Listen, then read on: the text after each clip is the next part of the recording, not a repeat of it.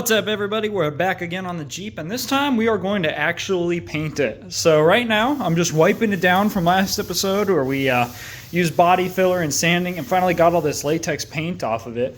And what we've got going on here is some bona fide low buck tractor paint. We're going with school bus yellow because I go to the University of Iowa. We're going to do kind of a Hawkeye theme, and it's kind of a nice moderate yellow that I think will be really fun and summery on this thing.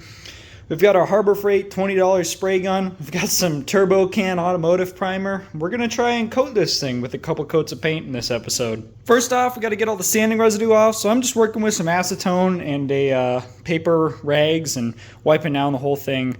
Bit of a disclaimer, I've never painted like pretty much anything before, so don't take anything that I'm doing as advice. You're kind of just watching me for entertainment. So if it turns out great, feel free to replicate what I'm doing in here. I have no idea if it will.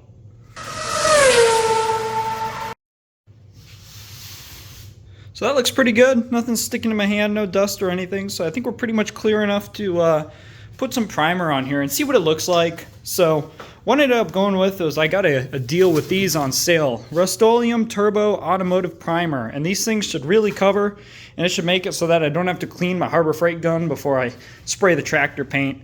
So we're going to start laying it down on the front. Look, I'll just start in the hood because it's big up here and a nice open flat space to cover with. And we'll see what it starts looking like. Maybe we'll adjust our process.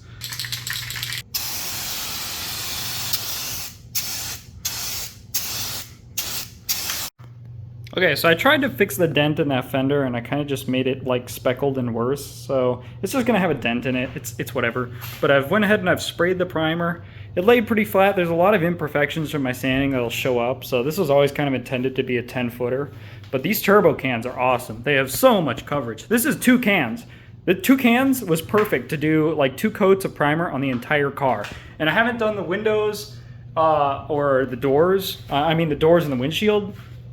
But I have an extra can for those, and that'll probably be more than enough. So really, really recommend this turbo can stuff.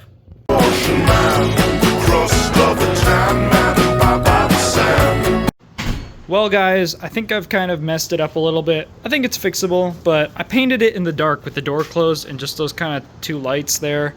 And you can see, like, I could not tell how much paint I was spraying. So there's runs. I never intended for this to be like a paint job where you would mistake it for like something that was professionally done or factory or even like a budget Mako job, because I knew that the sanding and Bondo and everything wasn't that great. It just wanted to make it one color. But I still am pretty disappointed with the amount of like wrinkling and running I have. So here's the deal. I'm gonna let this dry. Yeah, see, I wasn't even like fixing the dents. So I'm not trying to make excuses for myself. I could have done way better.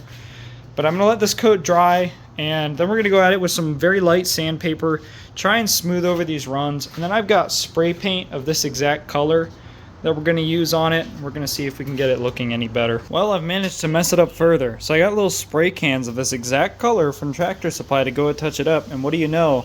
After I thinned out and put hardener in the paint, it's not quite the same shade. And apparently when you sand down runs and respray tractor paint, it wrinkles, which is now what's happening everywhere that I've tried to sand down and paint a run. So you know what? We're just going to leave it. We're just not going to touch it. And it's going to be wrinkly, but it's fine because there's dents and everything all over it. It's kind of just like painting your toy Tonka truck, which is actually kind of what this looks like. It's fine. And you know what? It's yellow now instead of green, and there's no holes in it. I did also remove and paint the grille and tailgate, and then I've painted the 2 doors, at least the yellow section, and then I'll unmask it and I'll paint this section black. I actually got 2 new seats with that windshield frame that we went to Illinois to buy. The windshield frame is like brand new, paid $100 for that with the glass and all the linkage working, which is really cheap. And the seats for both of them, $50, which is a smoking deal. I'm pretty happy about that. So I'm removing all the masking and everything. We're just letting the paint kind of cure, which will probably take a couple days, and then we'll finally start reassembling this. So the next step is to put all of the Jeep parts back together. So we've got the finished doors slapped on there. That's the color scheme we went with. I'm trying to figure out the windshield frame that we got here, which has kind of messed up linkages, so I'm kind of salvaging this stuff off the old windshield to put on this one. As for the rest of this, it's just kind of a matter of putting everything back where it came from. I've got a set of new tires for it, and I've also got a muffler that's like stock decibel level because the guy put a cherry bomb on this one, and cherry bombs on a 4-cylinder already sound awful, but cherry bombs on a Jeep 4-cylinder are just like, it sounds like a tractor. And I am replacing it with this, I think it's like, it's either Chinese or it's some no-name brand, like on eBay. Just like a $30 muffler.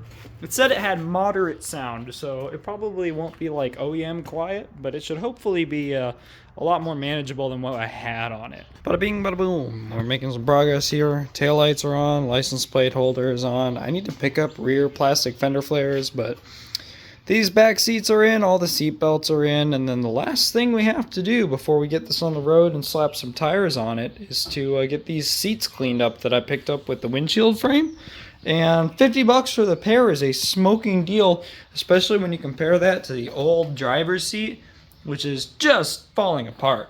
So we're going to get these in there and throw it in with the center console, and then it'll be ready to hit the road. And well, bam, we're basically on the home stretch now. I got the seats and everything in the interior is done.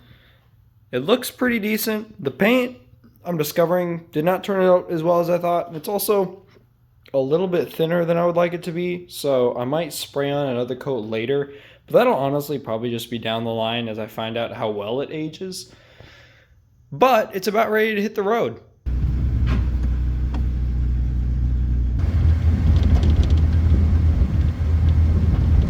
That's probably going to be it on the Jeep video, guys. I'm going to go ahead and just cut out the putting the tires part on because my shipment got delayed and I've lost patience on filming and working on this thing. I'm excited to get a different car in this garage than that Jeep. So now it's up to my wife to drive this thing into the ground until it either rusts apart or falls apart. And I think with the work that we've done over the past couple months that we've postponed that date by probably hopefully a good couple years. So thanks you guys for following along, and yeah, be sure to check out the next videos. We're getting some good work done on that and some other exciting projects coming your way. Thanks. Third gear.